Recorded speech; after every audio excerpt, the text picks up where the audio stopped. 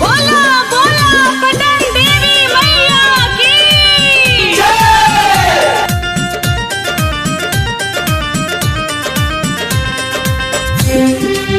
खुशी recording studio Patna.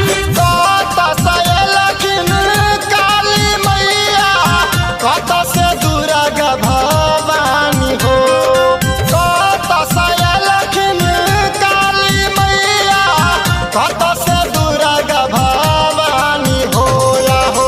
कथी लेला धरती पर लेलखिन दुर्गा अवतार हो या हो। कथी लेला धरती पर लेलखिन दुर्गा अवतार हो। काल से एलखिन काली मैया ज्योति से दुर्गा भवानी हो। काल से एलखिन काली मैया ज्योति से दुर्गा भवानी हो या हो। दुष्ट संहार धरती बलि हले रंचंडिका अवतार हो या हो। दुष्ट संहार धरती बलि हले दुर्गा अवतार हो। दुष्ट संहार धरती बलि हले दुर्गा अवतार हो।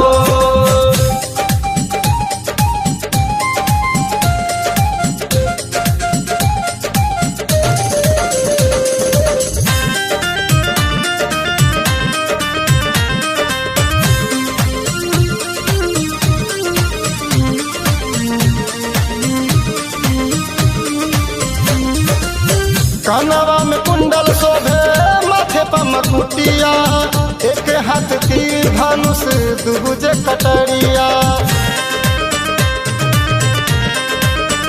ओ कनवा में कुंडल शोभे माथे पर मकुटिया, एक हाथ तीर धनुष दूजे कटरिया।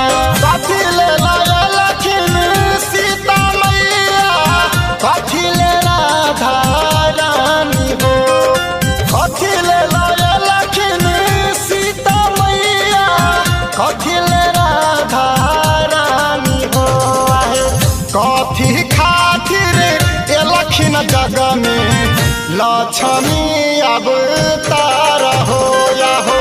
कथी खातिर लेलखिन जग में लक्ष्मी अवतार हो। शांति लखिन सीता मैया, खुशी ले राधा रानी हो। शांति लखिन सीता मैया, खुशी ले राधा रानी हो आहो। धन देवाले जग में लेलखिन लक्ष्मी अवतार हो या हो। धन देवाले जग में लेलखिन लक्ष्मी अवतार हो। धन देवाले जग में लेलखिन लक्ष्मी अवतार हो।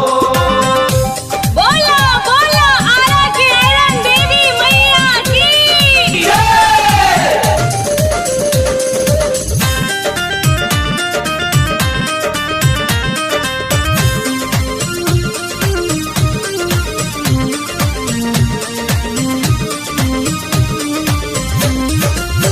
मिथुन राकेश पूजे तोहर चरणवा, गूगल गहना गावे यहाँ के भजनवा।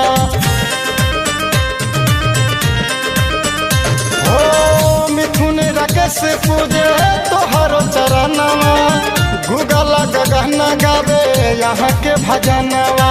कथी ले लखिन तारा मैया, कथी ले गौरी रानी हो।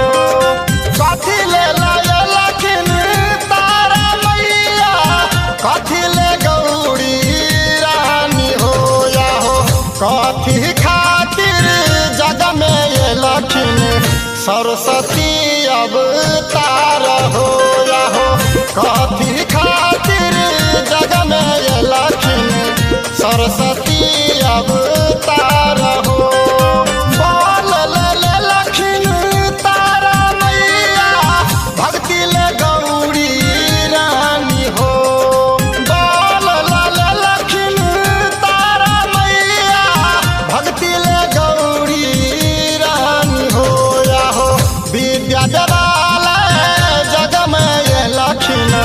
सरस्वती अवतार हो।